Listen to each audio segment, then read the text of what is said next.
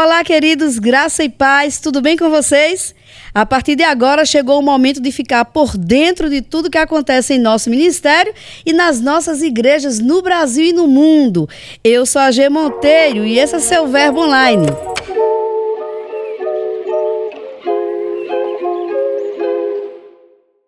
No episódio de hoje, além das notícias e destaques de nosso portal, vamos conversar com um convidado muito especial. Então, aumente o som que o Verbo Online está no ar. Nosso giro de notícias começa por aqui, Campina Grande, na Paraíba, onde a aula de campo da Escola de Ministros de 2024 foi histórica. Isso mesmo, bateu o recorde em número de alunos, unidades e finais de semana. Nos meses de agosto e setembro, a aula reuniu mais de 1.000 alunos aqui em Campina Grande. A escola sede e mais 8 unidades itinerantes participaram de 5 finais de semana com uma programação especial e, como sempre, cheia de surpresas. Neste ano, a programação reuniu alunos de Brasília, Belo Horizonte, Taubaté, Caxias do Sul, Porto Alegre, Vila Leopoldina, lá em São Paulo, e também Petrolina. O coordenador da Escola de Ministros, Marconi Raulino, e as equipes de trabalho se empenharam para receber cada um dos alunos com muita excelência. Certamente, eles saíram ainda mais convictos para concluírem o treinamento ministerial. Agora vamos para Pernambuco, onde a Igreja Verbo da Vida em Rio Doce, Olinda, realizou a conferência O Cuidado do Corpo, com o pastor Luciano Subirá. Na ocasião, os irmãos receberam instruções importantes de como a Bíblia retrata o assunto. O pastor Luciano ainda contou seu testemunho da época que sofria com obesidade. Os participantes ainda receberam livros sobre o tema e saíram instruídos para correrem a carreira com muita saúde e disciplina. Partindo para Maceió, a reunião de supervisão contou com a presença dos líderes e pastores das igrejas de Alagoas. Neste ano, o apóstolo Guto Emery e os supervisores regionais Renato e Clícia Galdar se dividiram durante uma programação cheia de instruções para o alinhamento da visão e crescimento das obras no Estado. A noite terminou em clima de louvor e muita gratidão. Para encerrar, vamos falar sobre o batismo nas águas que ocorreu lá no presídio em Redenção, no Pará. Entre os 11 batizandos estavam alunos do curso de Introdução Bíblica Verbo da Vida e do Rema no Sistema Prisional. A equipe responsável pelo trabalho estava muito feliz pelas portas que estão sendo abertas pela direção e supervisão do presídio. A palavra da fé está sendo plantada e tem transformado a vida desses homens, oferecendo a oportunidade de uma perspectiva de vida melhor e também um recomeço.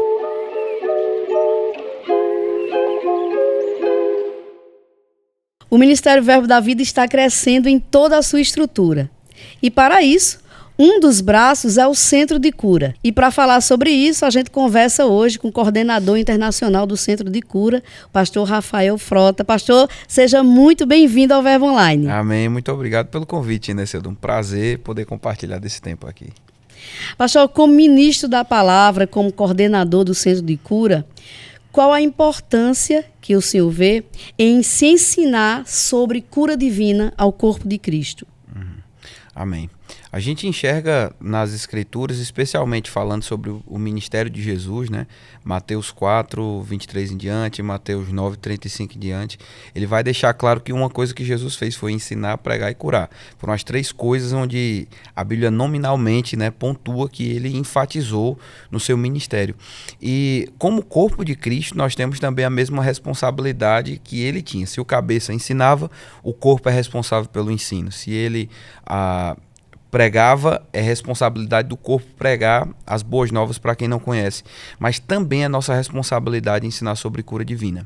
Cura é uma responsabilidade porque se uma pessoa ela não recebe saúde completa, ela não vai poder correr a sua trajetória de forma perfeita. Em outras palavras, pessoas podem deixar de cumprir o plano de Deus por causa de doenças e enfermidades, quando essa não é a vontade de Deus.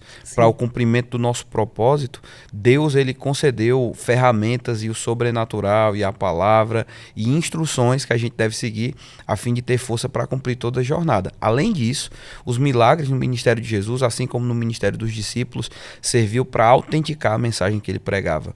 Então nós cremos em cura como uma autenticação também de que essa mensagem é divina e de que essa mensagem é para os dias de hoje. E sempre quando se fala sobre cura, é bem comum, assim, algumas dúvidas entre as pessoas, né? A gente ouvir coisas, por exemplo, a cura é para todo mundo, o que é que nos impede de recebê-la? Então, quanto a isso, eu queria que o pastor falasse um pouquinho, até para tirar a dúvida de qualquer pessoa que esteja nos ouvindo nesse momento e tenha essa dúvida. Eu gostaria que o senhor falasse um pouquinho sobre isso. Qual é a vontade de Deus para nós quando se fala de cura? O irmão Rega, ele tem uma abordagem muito interessante sobre duas questões principais, né? Ele fala que são os dois maiores impedimentos para que uma pessoa não venha a receber cura, já que essa é a vontade de Deus, né? A gente sabe que Timóteo, lá em Timóteo, Paulo vai dizer que o desejo de Deus é que todos os homens sejam salvos e cheguem ao pleno conhecimento da verdade.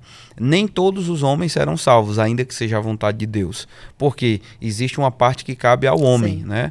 João 3,16 deixa bem claro que Deus amou o mundo de tal maneira que deu seu Filho unigênito, para que todo aquele que nele crê. Então existe num primeiro momento o mundo amado, mas existe um funil. Ele diz que é para aquele que nele crê não pereça, mas venha a ter vida eterna. Então exige a graça, né, de Deus que é dada, mas também a fé por parte do homem para que ele receba.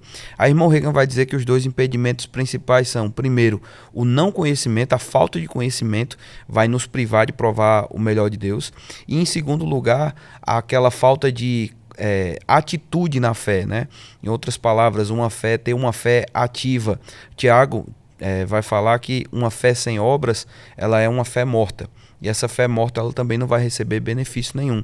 A fé, ela precisa estar presente e ela precisa ser uma fé viva e ativa. Mas aí, para a gente pensar um pouquinho melhor sobre esses princípios e, na verdade, sobre essa abordagem, né, da vontade de Deus, eu tenho que entender nas Escrituras que cura é a vontade de Deus e ponto final. Por quê? Se eu não conseguir ter uma compreensão certa, né, algo firme a respeito da vontade de Deus para a cura, eu nunca vou poder fazer a oração da fé. E a Bíblia diz lá em Tiago, no capítulo 5, versículo 14 em diante, ele vai dizer que se alguém estiver doente, deve chamar os presbíteros da igreja, e os presbíteros da igreja vão lá com o óleo e vão fazer a oração da fé. Eu não posso fazer a oração da fé se eu não sei qual é a vontade de Deus. Então já posso te dizer que esse é um ponto principal. Por que muita gente não recebe? Porque infelizmente nem todo mundo descobre a vontade de Deus. Nem todo mundo entende a importância das Escrituras para conhecer a vontade de Deus. O homem natural muitas vezes tende a entender a vontade de Deus pela história da vida, pela trajetória. Muitas vezes o homem natural, ele tenta entender Deus por histórias que ele nem conhece, quando na verdade, como crentes, a gente precisa entender e está definido de que a Bíblia, a palavra de Deus, vai nos orientar a respeito da sua vontade.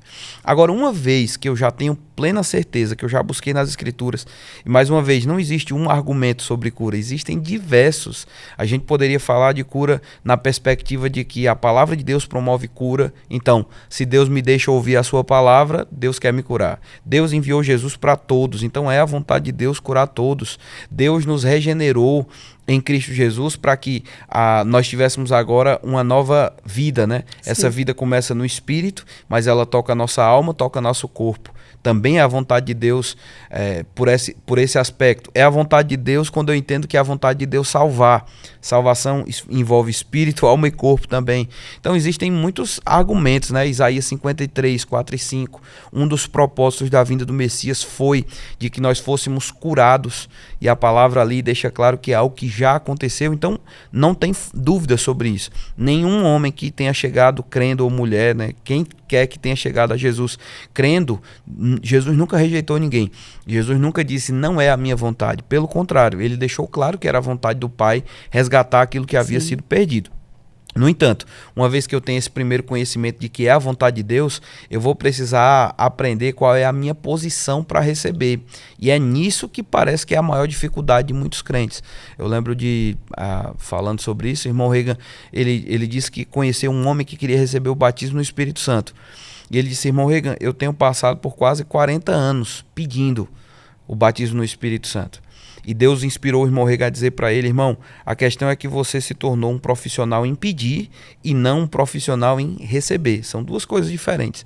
Enquanto a gente não aprende essa posição adequada para receber, infelizmente muita coisa vai deixar de acontecer na nossa vida.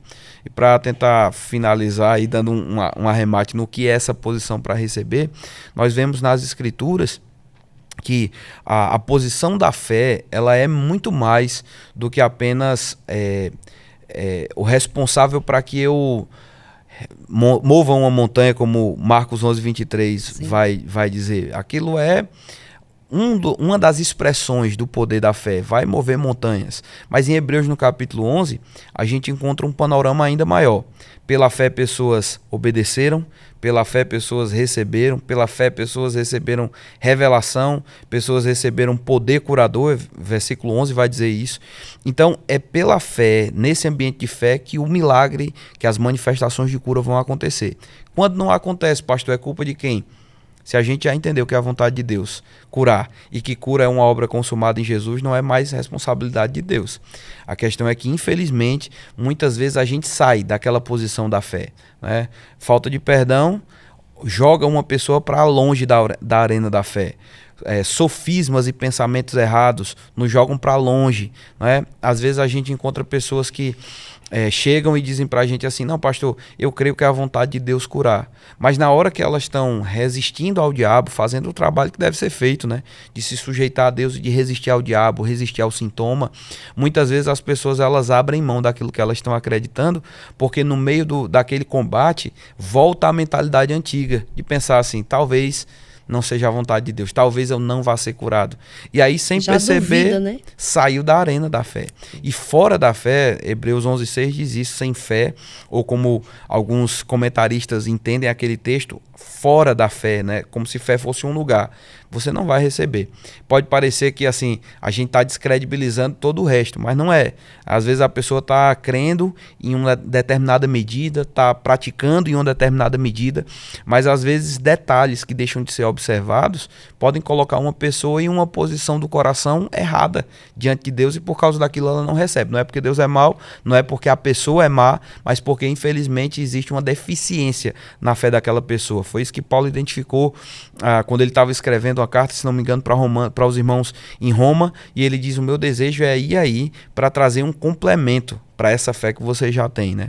Então, existem complementos que devem acontecer, e por isso a gente precisa continuar ensinando sobre cura, porque se não está acontecendo, não é porque não é a vontade de Deus, é porque provavelmente a gente precisa continuar ensinando até romper essa barreira para aquelas pessoas que estão nos ouvindo. E interessante o senhor falar sobre isso, porque nesse ensinar está levando o conhecimento, né? E como o senhor bem disse, se a pessoa não conhece, ela não pode nem reivindicar aquilo que ela já tem na obra da redenção. Exatamente, exatamente. Muita gente é curado pela operação dos dons também, eu sei que pela misericórdia de Deus, e uma misericórdia extra, né? Como a gente fala, essa palavra para dons é a palavra charis no grego, que é de onde vem a palavra graça também. Sim. Né? O dom é uma graça em operação, uma misericórdia extra. Muitas vezes vai acontecer, pessoas vão ser curadas, elas não vão nem entender exatamente tudo que aconteceu. João 5, Jesus cura um paralítico lá e diz que quando aquele homem foi questionado, ele não sabia nem que tinha sido Jesus que tinha curado ele. Perguntam: quem te curou? Ele disse: eu não sei, o homem que me mandou ficar de pé. E quem foi? Também não sei quem foi que me curou, nem sei exatamente o que aconteceu. Mas não vai acontecer daquela forma para todo mundo. Nas Escrituras, a gente encontra, especialmente no Novo Testamento, pessoas que foram curadas porque Jesus foi até elas, mas também houveram pessoas que foram curadas porque elas foram até Jesus. Hoje, as pessoas muitas vezes elas ficam nisso: eu quero que Jesus venha até mim. Mas e se a palavra chegou até você, significa que Jesus já chegou. Agora é sua responsabilidade de levantar e praticar aquilo que você está ouvindo. Necessariamente a cura, ela é imediata. Eu penso assim, às vezes, não sei se isso seria um impedimento de alguém que possa duvidar que foi curado porque não viu a manifestação no momento. Queria que você falasse um pouco sobre isso. É muito interessante. No Novo Testamento, eu já fui questionado sobre isso. Lembro de um aluno que chegou e disse: mas pastor, toda cura que parece que eu estou lendo no Novo Testamento parece que foi instantânea, né? Mas quando a gente vai estudar com um pouquinho mais de cuidado, primeiro a gente vai ver que nem todas as curas de Jesus foram instantâneas. Esse exemplo que eu dei mesmo, na verdade não dei, mas João capítulo 9, quando ele vai falar do cego, ele diz que, o exemplo que eu ia dar e não dei. Jesus chega lá, o homem está cego, e aí ele cospe no chão, faz lodo, aplica nos olhos do cego e diz para ele: agora você pega essa situação toda, o homem estava com lodo nos olhos, vai lá e se lava no tanque de Siloé. Quando aquele homem foi e praticou, ele foi curado. Ele não foi curado instantaneamente, na hora que Jesus fez, mas enquanto ele obedecia à palavra de Jesus. A Bíblia fala, por exemplo, dos 10 leprosos. Diz que eles entraram leprosos na presença de Jesus. Jesus disse: vão lá, se mostrem ao sacerdote. Indo eles, a Bíblia diz, foram curados. Processo, né? Exatamente, na caminhada, no caminho até obedecer Jesus, que já era algo que demandava fé deles, porque para se apresentar ao sacerdote e não ter sido curado seria uma vergonha. Eles teriam rituais que deveriam ser feitos e publicamente eles estariam anunciando que eles permaneciam leprosos. E o leproso tentava esconder aquilo da melhor forma possível. Mas o fato é que, enquanto eles obedeciam, cura se manifestou. E aí lá em João vai deixar muito claro, no último capítulo dele, os 2 últimos capítulos, né? João 20 e João 21, ele vai dizer que se tivessem livros na terra registrar tudo que Jesus fez, ainda assim neles não caberiam. E aí no capítulo 21 ele diz que Jesus fez muitos outros milagres na presença dos seus discípulos, né, que não foram registrados. Mas esses que foram registrados para que creiais que ele é o Cristo e que para que crendo tenhais vida em seu nome. Em outras palavras, não foram todos os milagres de Jesus que foram registrados ali. Ainda que a gente já tenha evidências de pessoas que foram curadas progressivamente, não são todas as evidências que estão ali. O que está escrito para que a gente entenda que ele é o Cristo. Então, existem milagres instantâneos que muitas vezes vão acontecer quando nós estamos testemunhando de Jesus. Quando você vai pregar para o pecador, aquele milagre ele vai servir como um sinal para que aquela pessoa receba a mensagem. No entanto, quando a gente está falando de crentes, Deus exige que o crente viva pela sua fé. Sim. Não que viva de milagre em milagre, mas que viva na bênção. Claro que não tem problema nenhum milagre acontecer, mas o fato é que Deus ele dá uma ênfase à responsabilidade que o cristão tem de praticar o que ele já conhece. Agora, quando uma pessoa não conhece Jesus, é muito mais fácil dos dons operarem. Irmão Reagan mesmo diz que é mais fácil você levar pessoas que não são crentes, muitas vezes, a receber cura, do que pessoas que já foram ensinadas, falharam de alguma forma ou não entenderam a mensagem completa. Porque essas pessoas, elas precisam ter uma restauração na forma de pensar, para que a fé delas fique alinhada com a vontade de Deus, né? De outra forma, não. Então, curas instantâneas são a vontade de Deus, curas progressivas também são a vontade de Deus, porque é uma resposta do homem à convicção que ele recebeu, né, por entender que é a vontade de Deus curar. Maravilha, pastor. Olhando agora para o Ministério Verbo da Vida, né, essa visão de expansão do Centro de Cura para todas as igrejas, falando sobre isso, eu gostaria que o senhor falasse um pouquinho quantos centros de cura já existem até o momento. Uhum. Se já temos fora do Brasil, inclusive. Uhum. A gente está hoje com 72 unidades do Centro de Cura. É um número que alegra muito o nosso coração, porque nós entendemos o Centro de Cura como um departamento da igreja local. Porque em todas as igrejas nós sempre vamos ter pessoas que podem estar doentes ou que nós podemos prestar assistência a outras pessoas, né? O Centro de Cura, ele também é, nesse sentido, um trabalho evangelístico. Então, muita gente que chega para a igreja, passa a congregar na igreja, vai porque recebeu cura no Centro de Cura. Então, é um departamento, e eu posso dizer que um departamento primordial. O pastor Bud enfatizou isso tantas vezes, porque era algo do DNA da visão. Não é um complemento, não é algo acessório, é algo que está no coração da visão do Ministério Verbo da Vida, esse socorro a quem está aflito e enfermo. E hoje, 72 unidades, como eu falei. Dessas unidades, nós temos unidades já abrimos no Chile, Japão. O Chile está funcionando bem demais. Agora, esse ano, a gente abriu na Venezuela, em Maracai. Então, tivemos uma unidade, está funcionando lá de forma maravilhosa. Tivemos uma outra unidade internacional em Braga. E, graças a Deus, também está sendo um tempo assim, especial. Os irmãos estão muito animados lá com o que está acontecendo. E abrimos agora também, estamos abrindo, na verdade estamos num processo porque já tivemos o treinamento teórico, mas vamos ter a parte prática em Moçambique. Então a gente está vendo as igrejas internacionais também florescendo esse trabalho do Centro de Cura. Pastor, o senhor falou aí da visão, a gente estava falando sobre a visão de expansão do ministério, né? Uhum. Pastor, pegando esse gancho aí da expansão do Centro de Cura no Brasil e nas nações, Braga, Moçambique, aí, era tudo uma visão de expansão mesmo do apóstolo Bud. Eu queria saber um pouquinho da visão do coordenador. Uhum. Qual a sua visão para esse tempo, assim, para o que vem depois? Uhum. As palavras do pastor lançaram assim uma luz muito forte para a gente do futuro, né? O pastor falava, Guto sempre fala isso, que eu ouvi o pastor sempre falando, nós vamos ter muitas igrejas, a gente vai crescer. 2009 o pastor disse que a gente ia por todas as nações. E o pastor, ele tinha um pensamento grande, né? Sempre, na verdade, nos ajudava a quebrar esse pensamento pequeno, às vezes, de achar que iria, né, ficar um número pequeno. Quando a gente começou o próprio Centro de Cura, pra você ter ideia, a gente teria que ter um grupo para funcionar, para trabalhar todos os dias, todas as semanas de todos os meses, né? E a gente ficava pensando, pastor, como é que a gente vai conseguir gente disponível para estar fazendo um trabalho assim? Será que vai ter gente para trabalhar em Campina Grande? O pastor disse, rapaz, tem gente que Deus chamou para esse trabalho do Centro de Cura. Era né? uma fé inegociável, né? Sim. Era o dom da fé, muitas vezes a fé dele, ousada demais, mas no final das contas acontecia exatamente do jeito que ele disse, né? Então as palavras que ele lançou para o Centro de Cura, de que a gente ia ver um Centro de Cura em cada igreja Verbo da Vida, e que milhares de pessoas seriam curadas, é pra gente assim uma certeza, né? A gente trabalha. E claro que a gente não tem como estabelecer o Centro de Cura, nem a gente teria condição de estabelecer em todas as igrejas instantaneamente, nem todas as igrejas teriam condição de instantaneamente abrir o Centro de Cura. Mas eu sei que à medida que o crescimento e essa revelação vai chegando, porque como pastor local também, né, que sou, eu percebo que existe esse tempo do florescimento em áreas específicas. Deus vai Sim. apontando e aquilo vai adequando, encaixando. Lá na igreja hoje a gente tem uma liderança firme nesse aspecto, e eu entendo que foi porque veio no tempo certo. Por outro lado, como coordenador do Centro de Cura, a gente primeiro está grato a Deus por ver Deus conectando esses corações, Sim. por ouvir os milagres acontecendo. Hoje a gente nem conta mais só testemunho de coisas que a gente estava presente, mas que estão acontecendo nos nossos centros de cura.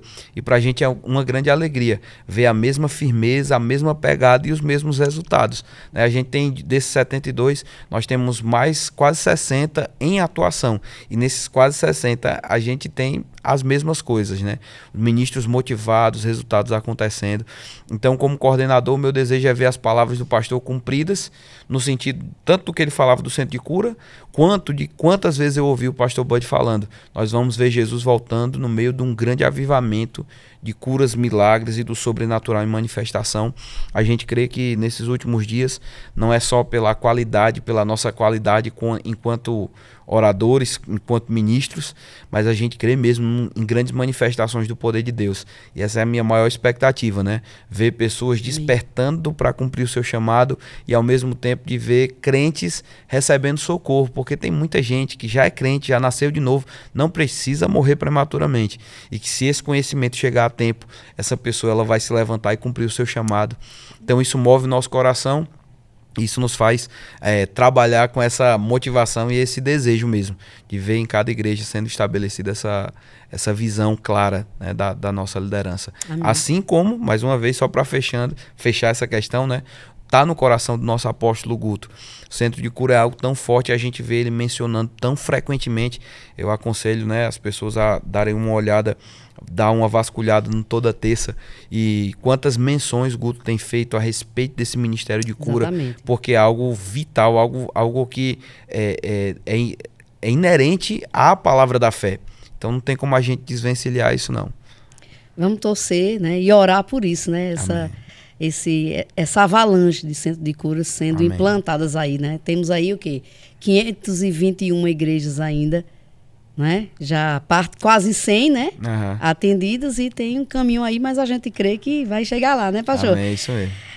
Agora em novembro, né? vai ser realizada a Conferência Nacional de Curas. Queria que o senhor falasse um pouquinho sobre isso, para eleitores, quem quer participar, como é que faz. Amém. A gente tem essa conferência como algo muito precioso, porque a gente tem a oportunidade de ministrar de diversas formas, né, em diversas abordagens a respeito de cura divina. A gente sempre tem pessoas que podem ensinar, pessoas que podem operar, gente que opera nos dons mesmo de milagres, de curas, e nesse ano a gente vai ter o querido pastor Eliezer ministrando pra gente. É um pastor local e que tem centro de cura na igreja dele. O centro de cura lá em Taubaté tem sido uma grande bênção, né, fonte de alegria pra gente, lá com o pastor João. São pessoas maravilhosas. E o pastor Eliezer carrega essa unção também de milagres para curas e os dons de cura e os dons de milagre mesmo. Operação de milagres acontecem através do ministério dele. Assim como nosso querido Fernando Leal. Ele é usado nessa área e ensina muito bem também sobre cura divina. Então a gente está com uma expectativa grande demais para os cultos, né? A gente já está movimentando. Nós temos o nosso trabalho com os diretores e caravanas estão vindo para Campina Grande, né? Para quem quer receber cura, vai ser um lugar ideal. Se você quer ministrar cura, é oportunidade também, né? Porque vai poder receber, vai poder ter uma compreensão maior para ministrar. E ao mesmo tempo, para quem trabalha nos centros de cura, a gente vai ter uma programação ainda diferenciada, né? A conferência vai ser de 1 a 3, aberta, sexta à noite, sábado à noite e domingo de manhã. Vai ter algum treinamento? Não, mas para quem trabalha no centro de cura, a gente vai ter uma reunião para os diretores na quinta-feira, do dia 31 de outubro, aqui na sede do Ministério Verbo da Vida, né? E a gente vai ter uma reunião com parte da nossa diretoria, vai ser um tempo especial para diretores, né? Aqueles que estão à frente dos centros de cura. E no sábado pela manhã, do dia 2 pela manhã, a gente vai ter uma reunião para todo mundo que trabalha nos centros de cura. Sim. Então vai ser uma festa grande com os ministros de cura. Daí a gente já recebeu caravanas, ônibus da última edição, e eu sei que nessa não vai ser diferente. Milagres vão acontecer e a gente vai sair daqui edificado para edificar outras pessoas. Amém, pastor. Para a gente encerrar agora, a gente ainda conversava um bocado, né? Mas para a gente encerrar, eu gostaria que o senhor indicasse um livro sobre cura ou sobre outro tema que o senhor queira, mas que seja fundamental para qualquer cristão ser edificado através dele. Uhum. A gente tem... Meu Deus, se fosse citar livro de cura, eu ia demorar muito tempo aqui. Os que eu leio direto. Eu realmente, assim, sempre leio alguma coisa nova, procuro ouvir outras pessoas ensinando sobre, claro, pessoas da palavra da fé, gente que crê como a gente crê, mas eu volto para esses livros e eu penso, rapaz, isso aqui para mim é alimento mais do que o suficiente para comer todo dia. Curso de Estudo da Cura Bíblica do irmão Reagan é um livro maravilhoso, um livro que, assim, é uma necessidade para quem quer receber cura ou ministrar cura. O livro Cristo é Aquele que Cura, do F.F. Bosworth. Esse livro é antigo, tem operado maravilhas na vida de pessoas que leem esse livro, que meditam nele. E toda vez que eu leio, eu fico impressionado assim, com quão clara é a visão que o querido F.F. Bosworth tinha sobre cura divina, e certamente é uma necessidade para a gente. Receba a sua cura, do nosso apóstolo Bud, que é um livro com uma linguagem simples, mas carregada de poder, da vitalidade assim, dessa mensagem. Não tem como você ler um livro como esse e continuar falando incredulidade do mesmo jeito ou sem expectativa de que aconteça. É um livro em que o pastor, daquela forma simples e inspirada dele, levanta uma pessoa por dentro. Então eu quero deixar essas 3 indicações aqui: o curso de estudo da cura bíblica, o Cristo é Aquele que Cura, e Receba a Sua Cura, do nosso querido apóstolo Bud, né, transcrito aí pelo nosso querido Perilo Borba também. Então são necessidades. Pois é, você que está nos acompanhando já sabe, é só acessar verboshop.com.br e já separar o seu, você que quer se aprofundar mais nesse tema que é tão instigante, que é cura divina. Pastor Rafael Frota, muito obrigado pela sua participação, conversa muito boa, esclarecedora, nós ficamos muito gratos por tê-lo aqui com a gente, viu? Muito obrigado pelo convite, uma honra estar aqui no Verbo Online. Eu sei que agora a minha vida vai destravar o que precisar.